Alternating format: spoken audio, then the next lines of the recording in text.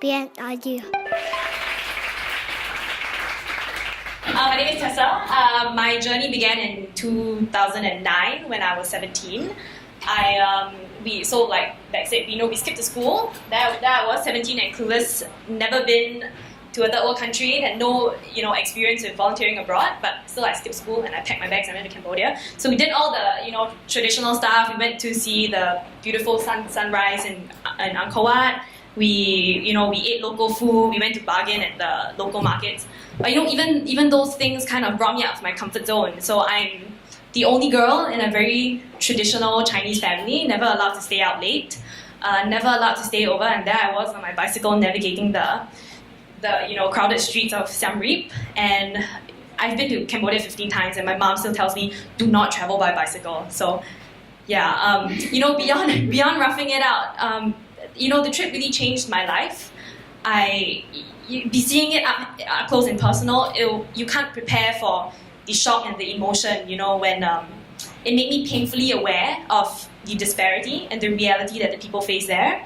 And upon returning to Singapore, driving down Orchard Road, I felt sick, to be honest, because this is the life that we take for granted. We see this every day, and this is a reality that Cambodians will never see. This is their reality, and it made me feel like I took things for granted. And I remember very clearly this home visit that I did last year. I brought donuts up, and the mom, she was 18. She had a child who was suffering from malnutrition, also suffering from a lot of psychomotor problems. And I just remembered thinking to myself, this girl who's 5 years younger than me, she's carrying responsibilities that are infinitely heavier than mine. And I was like, I can't believe it. What would I do if I were in her position? And I just felt like she was trapped by her situation and by her environment. But sad to say, that was her reality. And yeah, I felt pretty helpless. And I do apologize if it's been pretty heavy up until now. But my journey has been punctuated by joyful experiences such as this. I have grown so much as a person. I've picked up a lot of valuable skills on the way. And more importantly, I've built a lot of friendships. So I'm going to show you a photo of my beautiful committee. Yep, that's them. I've built a lot of beautiful friendships where we build each other up. We do squabble, we do yell at each other. You do not want to hear us fighting. But along the way, I've made a lot of friends who stuck with me beyond the project. And that's really what we do as youths, as friends who gather to do good.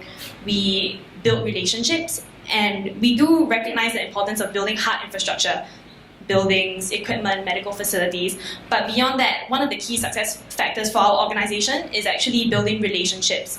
So that is our hope for the hospital. We build people, we build programs, and we build relationships. And that's how you actually kick an NGO off the ground. We put them in touch with people who can really make a difference in the hospital and build them up and build their capacity. And I'd like to share about one of the first programs that we started at the hospital, and it was a cardiac program that is now running independently. It's been so successful that they actually sought their own funding. We've only had one mortality, and that is our ultimate goal for every single program that we start at the hospital.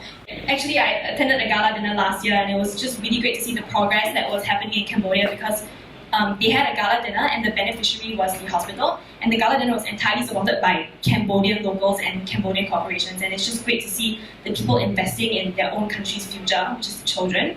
And it's not just the children who have a better chance at in a better future, it's also the women who work at the hospital.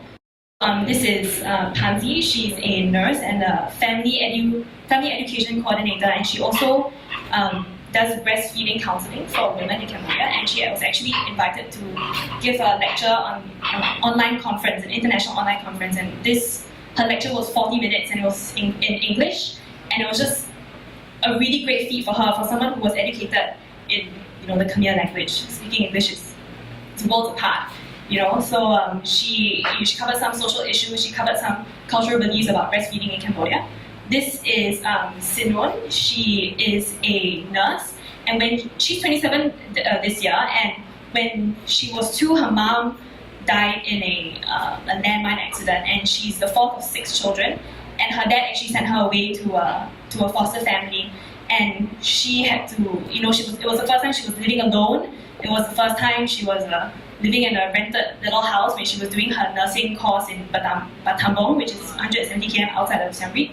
And right now she joined the hospital in 2013, and she's been taking free English lessons at the hospital. Her clinical skills have improved drastically, and it goes to show, the hospital doesn't just impact children, but it also impacts the women who work with the children, and it really economically empowers them in so many ways, and it really gives them a better future. And I'll show you my good friend. Sorry, I did not rehearse. This is Dr. Degna. So she's actually a really good friend of ours. She heads our neonatal program. When she grew up in the Khmer Rouge regime, so she had a really tumultuous childhood. She almost didn't go to school because her mom said you have to take care of your little brother. So she actually would drag her brother to school. And in 1990, she made it to medical school in Phnom Penh. She was one of 17 girls in a class of over 100 people. So, she graduated, joined the hospital in 1999, and I'd like to share with you a quote that she shared with me. So she said, "I do not think that women are appreciated enough in Cambodia, even though we earn an income, have a good education, and care for our children and husbands. I have taught my son to appreciate women, and he helps me at home, even though he is very tired from his studies in medical school. My son once told me that if all men helped women, the world would be a peaceful place, and it made me so happy to hear his words. Yes, it is hard to be a woman in this country, but we are very strong." So I can only say that I am so honored to be acquainted with such brave women. They, despite their circumstances, they achieve great things, and they care for causes that were beyond themselves. And I just like to ask each and every one of you here, what's stopping you? Who knows? You could skip work and head to another country, and you could find a very meaningful cause. Thank you. The idea.